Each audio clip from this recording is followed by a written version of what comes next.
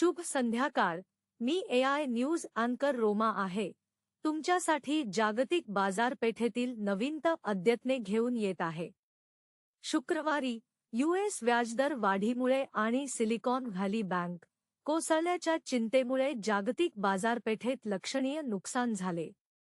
Silicon valley बँकच्या बंद झाल्यामुळे प्रणालीगत जोखमीबद्दल चिंता निर्माण झाली आणि बँकिंग क्षेत्रावरील विश्वास डळमळीत झाला.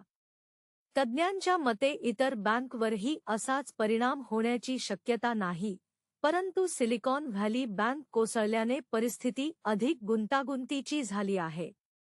याव्यतिरिक्त यूएस व्याजदर वाढीच्या चिंतेने देखील बाजाराच्या तोट्यात योगदान दिले. उच्च व्याजदराची शक्यता असूनही यूएस डॉलर इतर प्रमुख चलनांच्या तुलनेत झपाट्याने घसरला, जे बाजारातील अनिश्चितता आणि अस्थिरता दर्शवते.